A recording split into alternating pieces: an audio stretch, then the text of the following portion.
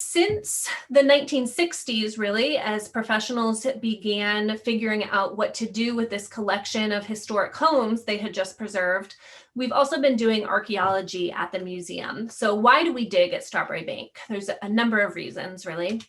One of the first motivations was just exploration. So this black and white photo in the corner here is from the first excavations in the 1960s by Roland Robbins, who's also famous for uncovering the Thoreau homestead at Walden Pond. And he used some methods that we wouldn't really encourage today, digging out on the grassy tidal inlet space with a backhoe, looking for evidence of the wharves that once lined the tidal inlet. He didn't leave us any notes, no artifact records, but a few photos so we can see where he exposed the wharves. Another important reason for archaeological research is interpretation. So this is an example of the garden at Sherburne that I'll be talking about in a little bit. But as museum staff and contractors worked to furnish the various homes at Strawberry Bank and interpret different periods of human occupation and history in the neighborhood, archaeological evidence, along with oral histories, documentary research, and other lines of research helped inform what visitors see when they come today. Another reason we dig at Strawberry Bank is in advance of rehabilitation. So this picture in the lower right corner is showing a trench that's being dug around the Yetton Walsh house in order to restore its foundation. So before the backhoe, it's a small backhoe this time, but before the masons dug around the building, we did archaeological excavation around the building to recover any archaeological resources before that work was done. We also do archaeology in advance of new construction. So these are the bathrooms that were added onto the back of Jefferson House in the 1990s. And so before that frame was built that kind of prevents our access to the below ground resources, archaeology was conducted. And then also for reconstruction. So at Strawberry Bank, we mostly see the houses, but not a lot of the outbuildings that would have once been part of the landscape. This is the Privy behind the Ryder Wood House. And by the 20th century, when they had indoor plumbing, there would have been no need for an outhouse. But since we are interpreting the 1800s, it's helpful to have that space there. So archaeology in the 1990s uncovered the footprint of the Privy and helped contribute to the reconstruction plan. And then perhaps my favorite reason for excavation at Strawberry Bank is education. So both to train students who want to go on to become archaeologists in the methodology of archaeology, but also to educate our museum visitors in the process of how we know what we know about the past. And so in recent years, our Archaeological Field School at Strawberry Bank has been split into two parts. In the first half of June, we have a traditional outdoor field school where the students learn excavation methodology, and we are open to visitors for ongoing interpretation. So the students get trained not only in how to use a trowel and how to identify artifacts, but also how to develop a narrative based on daily discoveries to tell the visitors what's going on. And then in the second half of June, we've begun offering a lab school. Students were always asking me, what are you going to do when we leave? So I decided to bring them along with us because there really is a lot of work that goes on after the field school. Archaeologists like to say that for every hour we spend in the field, we'll end up spending 10 to 12 hours in the lab, identifying, researching, processing artifacts, and putting a report together. So for the lab school, students get to begin that process of cataloging and identifying artifacts. And because that's mostly indoors, we have developed a public open house so that the students still get that experience with interpreting what they have done to museum visitors. So in 2019, this is what we did at the Sherburne House. This is the oldest structure on the museum grounds. The first part of it, the western half here, was built in 1695. and then added on to, as I'll talk about, actually quite a number of additions. And this house was restored to its present state in the 1960s and has been open to museum visitors ever since. Here are some photos of Sherburne House before its restoration, and you can see quite a drastic difference between how it was used by Puddle Dock residents in the 1950s and how it looks today. This brick patterned siding here is actually asphalt siding, and then you can see the original frame of the house has a large addition and porch on the back. And then another interesting clue here about the number of additions added to it. These are 5 different electric meters on the outside of the house. So by the 1950s, Sherburne, like so many of the houses in the Puddle Dock neighborhood, had become multifamily homes. So it required quite a bit of work to figure out what Sherburne might have looked like back in the early 1700s. Today, well, actually not today, but in 2019 or before COVID, if you were able to visit Sherburne House, you would get to see an interior architecture exhibit explaining both the discovery of different elements of the actual Sherburne House that informed its restoration and information about first period architecture more generally. And part of the reason for doing archaeological research at Sherburne more recently was to contribute information to a possible reinterpretation of this interior space, where instead of an architectural exhibit, we'd have a reproduction furnished space to talk a little bit more about what life was like at the turn of the 18th century for Puddle Dock residents. So something that went into how you would have seen Sherburne, or you can still see the landscape today if you're walking through the museum grounds, is of course archaeology. So here's some images of the first excavations at the Sherburne House in the 1980s. So at this point, the house had already been restored, but the backyard space was empty and kind of didn't match the historic house. So the archaeologists set out working with the landscape department to figure out what the surrounding landscape would have looked like. And you can see people who are familiar with the museum, it looks quite different than it does today with just a grassy open space. Here, an archaeologist is exposing part of a foundation of an addition that had been removed from the house. And this is Martha Pinella, who was the archaeologist in the 1990s, and looks like she's exposing some wood structure. But largely those excavations in the 80s contributed to the garden plan. So when you visit today, you'll see these raised garden beds, these gravel pathways surrounded by a fence line. And in the 80s, the archaeologists took soil samples and had them analyzed by a paleoethnobotanist, somebody who studies ancient or historic plants, and was able to determine some of the foods and herbs that were grown in the Sherburne garden in the early 1700s. So this garden is based on that understanding of it kind of being a kitchen garden rather than an ornamental or decorative garden. And then all of the raised garden beds as well were identified, their placement and the pegs used to hold them up could all be confirmed looking at soil stains in the ground. And then, of course, this was corroborated by historic documentation of raised garden bed use in the early 1700s. The archaeologists also discovered evidence of the historic fence line. So here you can see the reconstructed fence.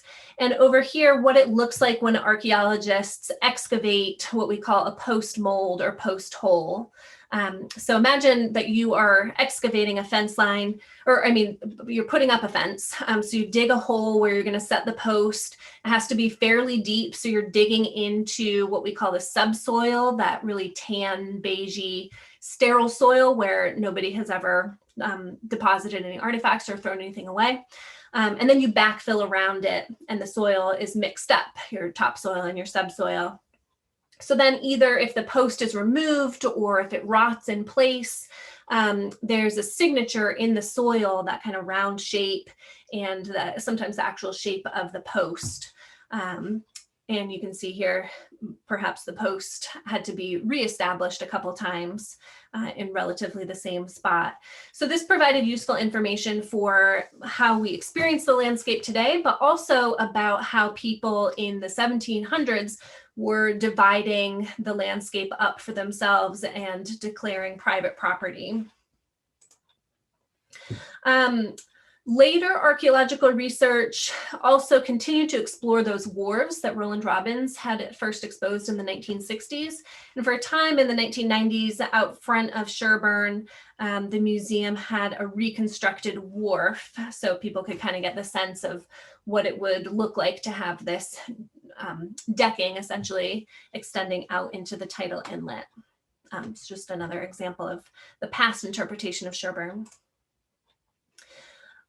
Here is a map. I think this is actually Faith Harrington's map, who's here in the audience, of the extent of excavations when archaeologists finished up in 1985. You can see that they uncovered several additions to the house, a 1728 shop, a 1735 addition, and then a late 18th century addition, going from west to east across the house. In talks with museum colleagues, we noted that this area had been left unexcavated, and we were talking about how it might be a space to add utilities to the building if we needed HVAC or various other utilities that Sherburne doesn't quite have in place right now. So our plan for 2019 was to open an excavation block in this yet unexplored area and see what we could find. And there was even a list of recommendations left behind by the archaeologists in 1985, things that they hadn't yet found, including the Privy and some other landscape use of the Sherburnes. So here we are on the northeast corner of the house in 2019, beginning our excavation. Here you can see Sherburne's utility, electric cord running into the house that we carefully dug around. And it didn't take long for us to find the other part of that late 18th century addition that the 1980s archaeologists had first found. And we continued to go a little deeper. And then I turned to the Sherburne Maps to see, what part of the house are we looking at here? And the maps are a little inconsistent. So this is Sherburne in the bottom right-hand corner, the way that the Sanborn maps are set up here. So you can see a little addition on this corner of Sherburne, but then it's missing on the 1887 map. It doubles in size by 1898.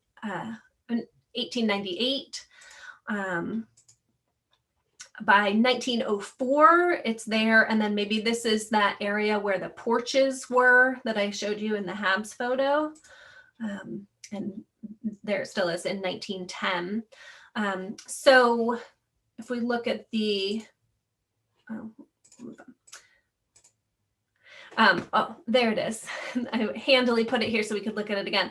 So this, what we're looking at, and it looks like a 20th century apartment addition, is probably actually built on that foundation that was first added to the house in the late 1700s.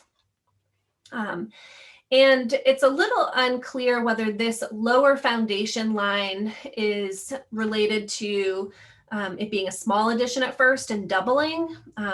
It's quite a bit lower than the, basically at grade surface of the other sides of the addition.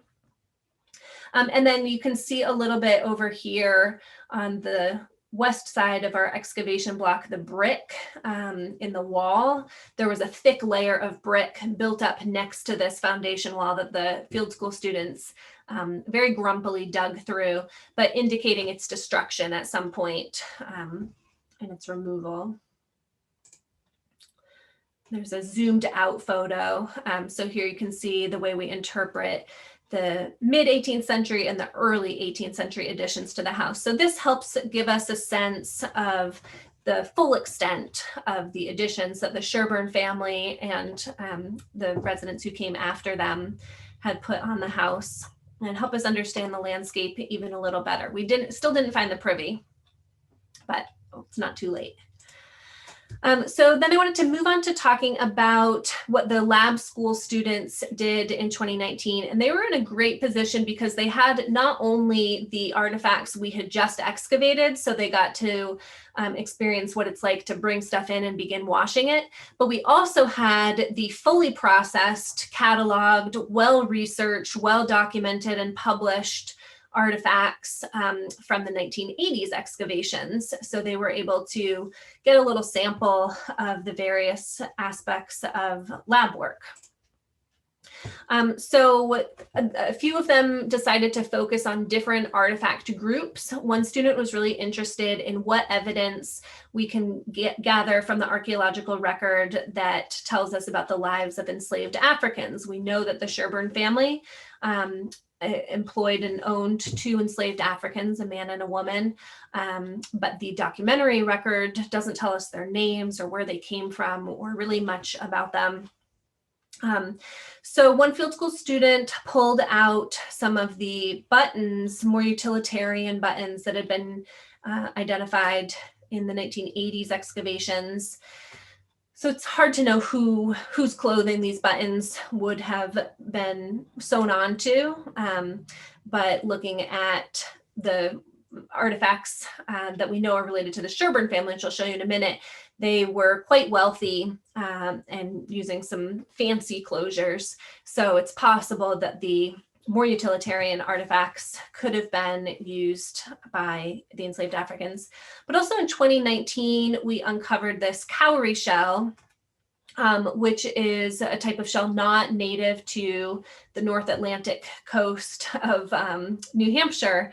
And usually when archaeologists uncover artifacts like this, especially in sites where we know that there were enslaved Africans, we refer to it as an Africanism, something that an enslaved African could have conceivably brought with them. You know, they didn't get to bring many possessions, but something that they could have worn on their body would have made the trip. So it gives us a greater sense of direct influence and presence of the enslaved Africans there.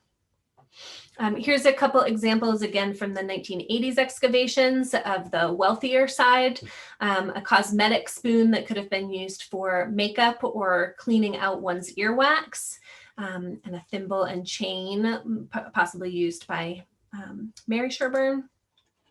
Some paste gems, and then a clay wig curler. So this is a broken one. Picture it doubled in size, you know, almost hourglass shaped. And so this is how people would have kept those fancy curls in their wigs. And not everybody was wearing wigs at this time, but the Sherburne family, wanting to project themselves as a wealthy merchant family in Portsmouth, would have.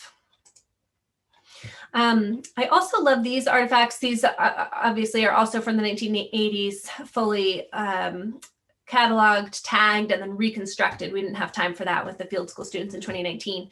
But these are 2 large redware vessels that were likely made just across the street from the Sherburne House at the Marshall Pottery. So a cool, sense of neighborliness. I think at Strawberry Bank, since we're hopping around in time all the time, from house to house, we don't always think about or get a sense of what the relationships from house to house at the same moment in time would have been. So here we can get a little taste of how the Sherburnes might have interacted with their next door neighbors who were making and selling redware ceramics. So here are a couple of the field school students at the open house at the end of their 2 weeks, talking about the things they examined, really just pulling together research that had been already done and highlighting some pieces of the collection that have been in storage for the last 30 plus years that we might want to pull out and include in the house exhibit. And then the last piece of research I wanted to talk about, I see Sharon here, my big window fan. So the windows on the house are not original, and it's not certain that they necessarily are authentic to what would have been on the Sherburne House in the early 1700s. They certainly could have been. This leaded glass with the lead painting is typical of the time. The different colors a little less so, but it's not the only type of window. So here is an example from a contemporaneous builder's guide talking about the different shapes of window panes. So there's two kinds, a square and a long coral when we have these diamond shapes. The square isn't actually square, but it's slightly more square than the long coral, which is more diamond shaped. So knowing that there are specific measurements for those diamond shaped panes of glass, we are looking at artifacts uncovered both in the 1980s and in 2019, a little closer to the house, which is useful, to see if we can find a fragment of window glass that we know is an edge and not just the edge of a break, to see if we can measure one of these angles and confirm that they were using the square shape or the long shape coral. Here are a couple other examples of late 17th, early 18th century glass. This one from the Chadbourne site, not too far away, excavated by Tad Baker. And a couple other examples of different window pane shapes from colonial Williamsburg. So here is just one example where we're trying to figure out which are just broken pieces of glass and which are edge pieces. So this is a fragment of glass at the top, and you can see that stain on it left behind by the lead. And there's a couple examples of the lead that would have held all those panes together. So it's going to require looking through the glass that was already cataloged and set aside and finishing up our processing from 2019. So we still have a lot of work to do. Here are a few of my volunteers, I think all of whom actually are in the audience, which is fun, on one of our few washing days from 2020. We set up tables outside because we wanted to avoid being in the lab space. But we still have a few boxes of artifacts to wash, and then the whole cataloging process, and then we can start to work and compare what we found in 2019 to what was previously excavated, which I should have mentioned is like 140 boxes of artifacts. There's a lot of previous research to showcase, and then finishing up that window research. So I'll wrap up there and let Bethany field some questions for us.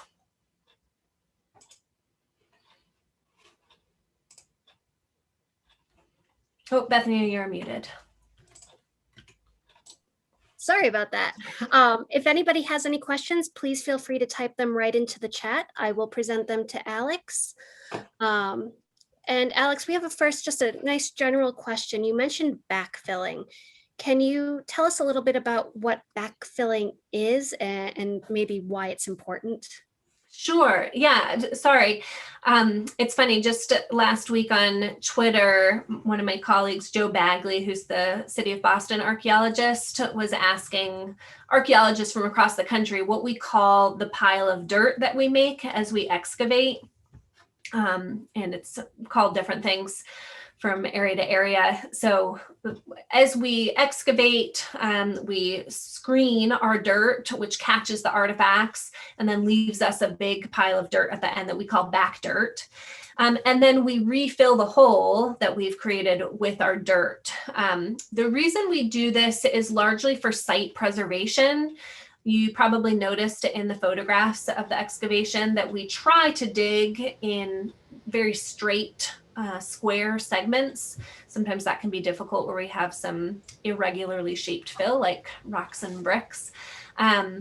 But rain and,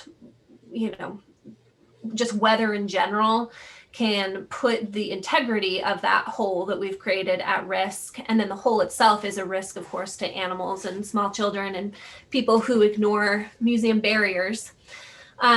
So we document, we line the hole with filter fabric so that future archaeologists, even if they can't find our photographs and drawings and various documentation, can see that someone was there. And then we put all the dirt back in the hole and reseed it. And it's like we were never there, kind of.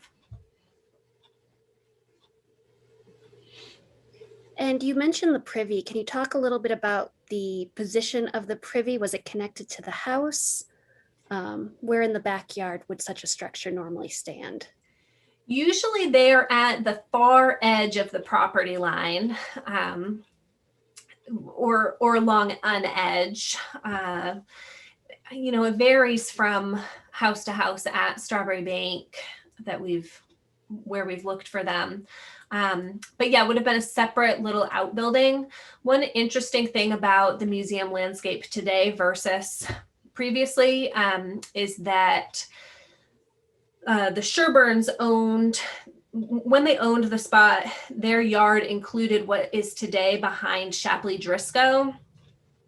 So there could be more remains related to the Sherburne occupation behind Shapley Driscoll, where we've excavated much less. So it could be over there. Have we ever used ground penetrating radar in any of our work to locate foundations or privy sites? We have not used ground penetrating radar at Strawberry Bank, but we've used electromagnetometry. They're both remote sensing methods, as is like metal detecting. They each just kind of reveal the signatures of different materials. So electromagnetometry is super useful to us because the equipment can tell the difference between different things that are below ground. So stones, dirt, fired materials like bricks or ceramics, versus other, metal detector would just be beeping everywhere you would go at Strawberry Bank. Remote sensing could be useful in some areas, but I think the artifactual remains are so dense that similarly it would be just telling us, yes, there's a disturbance here. So electromagnetometry has been the most useful in terms of telling us the different types of materials that are below ground. And as you discover artifacts and examine them, do you find they come primarily from just one or two locations? Or since it's a port city, do you find their origins are from all over the world? Yeah, I mean, pretty much all over the world, especially England, but throughout Europe, we see Chinese porcelain, and then we see a lot of local materials as well. And it changes over time. In the Sherburne collection is a great example of like the fresh new ceramics that were being created in England that a merchant family would have been interested in bringing to Portsmouth and having for sale. But yeah, it's a good assemblage that's a mix from Europe and local. And we've been talking about sea level rise quite a bit at the museum. As you were excavating at Sherburne, did you come across any indications of sea level rise? Indeed, yeah. I don't know if people noticed in the kind of final excavation picture where we had gone as deep as we were going to go. Part of the reason we stopped is because of water seeping into our excavation block.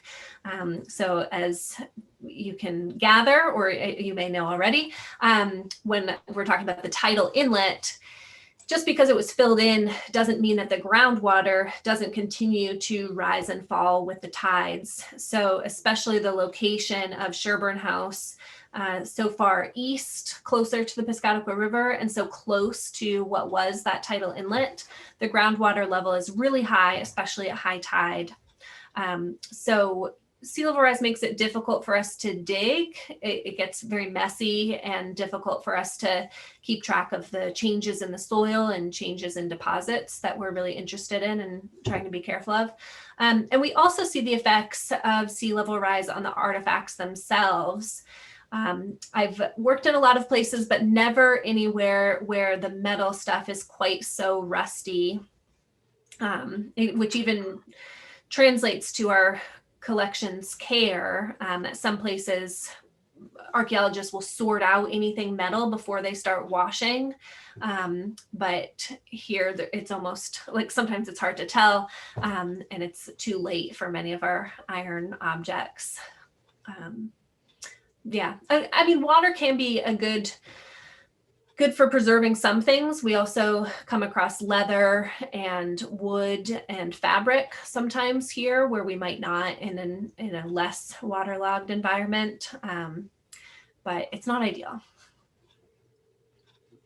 And you mentioned you have a wonderful team of volunteers that helps you clean and catalog artifacts. Can you talk a little bit about who they are and what their experience with archaeology is? Sure, yes, I have the best volunteers in the whole museum.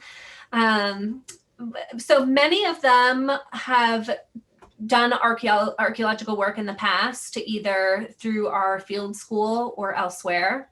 And some of them work part-time at Strawberry Bank seasonally, so are very familiar with the museum history, which is great.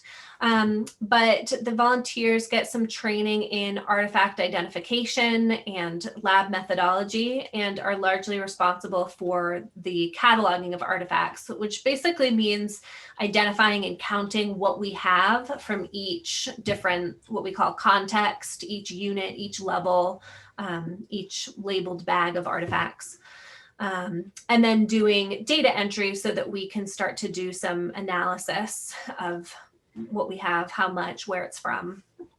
And then a little bit of ceramic mending, where you saw the examples from the Marshall pottery.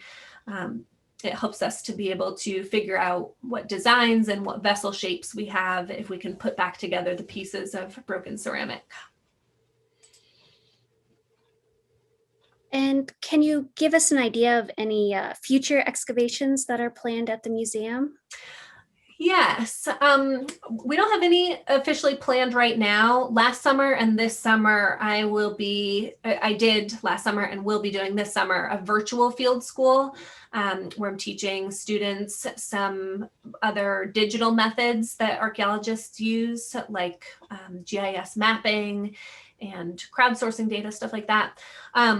And we have a lot to catch up on. So since I have been here, we've done excavations at 4 different sites that are all at various stages of being interpreted or published on. So nothing immediate. I am interested at some point in seeing if we can find any archaeological evidence of the Great House, which is that first permanent structure built in 1630 that I mentioned at the beginning. Even if the foundation or the posts remaining of that house are gone, we might find some really early 17th century artifacts, which would be exciting. But stay tuned, not anytime soon. And can you talk a little bit about the practical challenges of archaeology? For example, you mentioned post holes. How do you keep things from just filling back in? Oh, that is really easier than you would think, I guess. That really depends on the soil type. I've done some work in the Caribbean where it's, pure beach sand, and that's a real pain in the neck trying to keep straight sidewalls and, maintain a discrete 1 meter unit. But here in the Northeast, the dirt holds together pretty well. We use a trowel so we can kind of carve out the sides of our unit and excavate neatly. I would say probably the bigger challenge is that there's so much immediate process of interpretation while you're working, because we have no idea what we're going to find when we take the sod off. And so it's a constant series of making decisions like, oh, I think this is this. Let's pursue, let's open up another unit so we can see more of this. And I think that can be hard for students who are used to, being told what to do, and have less of an opinion. They're used to being in a classroom, and in the field, it's just very much like, oh, we're figuring it out as we go. And, we got to see what we find and go where the artifacts and the dirt lead us. One of the photos you showed was of an excavation of Puddle Dock, uncovering those wharf structures underneath. As we were putting the skating rink in, did that uncover any additional structures, that work that went on? No, out on Puddle Dock, especially where the skating rink is beyond where the wharves were. And then the wharves are fairly deep.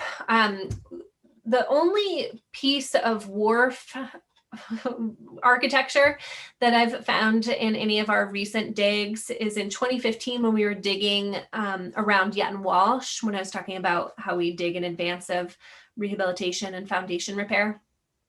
Behind the house at like 6 or 7 feet below ground, we found what would have been like the inland extent of the wharf, not used by the people who lived in Yetton Walsh, but rather by James Martin, who owned and operated a mast yard on that property before Yetton Walsh was built. But yeah, Puddle Dock Pond, they didn't need to dig too deep out on Puddle Dock. And it's kind of in the middle beyond the wharves, but we did find a lot of 20th century trash, car parts, toys, some plastic stuff. And we have somebody interested in a little more information about exactly what is under Sherburne in terms of space. How much ground clearance is there? Like in the basement? Yes. So it's a shallow basement, maybe like 5 feet tall, but it's a little hard to know what the original basement or crawl space would have been like, because when the house was restored, or possibly even beforehand, it was modernized, so today it has a poured cement floor that could be higher or lower. From the outside, of course, we can see how deep the foundation goes, and it's about 5 feet below ground from current grade. But yeah, a little difficult to know what the experience of using that basement would have been like in the 1700s. And I think we have time for one more question. And Alex, everyone would like to know, what is the most exciting find in your career? Oh, I have an answer for this because people are always curious, and I would always hem and haw. So I decided. So it's actually not at Strawberry Bank, I'm sorry. But in grad school, I was working at Colonial Williamsburg, and we spent one summer doing a field school at the Brafferton, which is one of the buildings on the William and Mary campus that we call Ancient Campus, from the late 1600s. So the Brafferton was built to be used as an Indian boarding school. This is kind of different than the boarding schools you might have heard about in the 1800s, where kids were basically like kidnapped from their homes and sent across the country and had their language and culture stripped from them. In the 1600s, the one at William and Mary, and then there was a similar one at Harvard, were more missionary schools. But anyway, kids from the surrounding tribal lands would have come to Williamsburg and began learning English and Christianity. And so when we were digging there, right inside a fence line that we identified based on the post molds, we found fragments of English wine bottle glass. And if you can picture colonial wine bottles, they're like super thick, heavy, chunky green glass. And so we found fragments of that wine bottle glass that had been shaped in the same way that indigenous people for thousands of years have shaped stones into tools, blades, spear points, arrowheads, scraping tools. So it was a really cool example of kids who were being brought to this place to learn about English culture were maintaining an aspect of their own indigenous culture. And those artifacts were actually uncovered by my former colleague, Jeff Brown, who's a Pamunkey tribal member, so a direct descendant of the kids who would have gone to that school. And it was just like a really exciting, meaningful moment for him to recognize them and make that connection, and then be able to immediately show them to visitors at the William & Mary campus. So that's one of my favorites. I'm really interested in how people maintain traditions and cultural beliefs and practices, even in new settings or surrounded by new options. Great. Thank you so much, Alex. And thank you all for joining us and for all your wonderful questions. Before you go, I did want to remind everyone that we have another mini lecture coming up. It is on May 12th, 12 p.m. to 1 p.m., and that is Caring for Your Possessions. I hope to see you all there, and I hope you all have a great afternoon. Thanks, Bethany. Happy Archaeology Month, everyone.